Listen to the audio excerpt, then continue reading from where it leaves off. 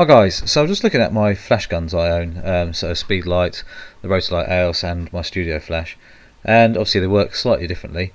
So I thought, you know what, I'm going to do a little bit of slow motion video at 1000 frames per second of the different durations. So having the flash gun on low power, on its lowest power, like 128th power, up to its 1:1 power, which is obviously its full power. And it's got nothing to do with actually how powerful it is, how long the light of the flash actually stays on. So at 1:1 it's going to stay on a lot longer than it does at 1/28th power. So this is quite interesting. So this is at its lowest power, or its fastest duration, very quick. You hardly saw it. That was at full power 1:1, and then we're on to the Rotolight Aeos. This is at normal speed, so that was normal film, and then this is at 1000 frames per second. So pulse, and you can see actually it's turning off completely and coming back on. But there's no refresh time as such that we can actually physically see. So then on to the Studio Flash there. So this is at the lowest power, or the shortest duration. Very quick there. You can hardly see which way the flash actually lit there. And then in the dark, so the modelling lamp turned off, and you can see there a lot longer duration, high power, which looks really quite cool. And then I move the camera in closer, just so you can kind of get a better view and hopefully see a bit more of the light going around the tube. We're still with the modelling lamp on this time. You can see it flickering. There you go. So it's quite a lot. It's almost like watching lightning, but obviously controlled into a small bulb. Wide angle version here, backed out slightly, as you can see as it goes off. That's at full power. It's just a very long period of time, even though in the real world it's not. It's literally a split second. But obviously it allows your subject to be lit for longer, which obviously gives you a brighter exposure.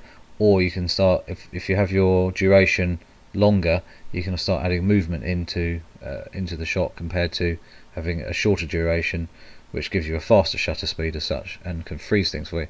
Here's just a couple of messing about 1000 frames per second video clips.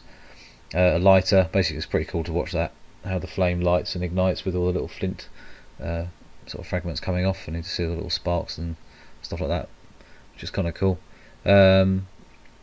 But just a bit of fun. But as you can see, you can even see the little bits glowing off the flame still, which is kind of cool. You can't see that with the naked eye. And then I had a Febreze air freshener spray, and I thought, you know what, I'm going to spray that sort of past the camera using the Rotolight Aeos to light it from one side.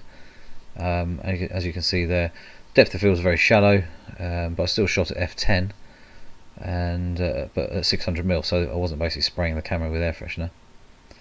And you can see that it was kind of cool watching how it sort of dribbled out a little bit and then sort of just started spraying, even though I literally just went psh, and this is half a second spray, if that. It shows how long it is, and you know, if once you're shooting at 1000 frames per second, it's very long, and it just seems to keep going and going. But kind of cool. Just another bit of interest. Obviously you might have seen the butterfly and bugs video I just put up recently. This is how usable the camera is. Really interesting to see certain things happening. You know, I very rarely use 1000 frames per second because the quality isn't all that amazing. But when you start getting into detail and things like this, and a little bit closer to the subject, it's not too bad.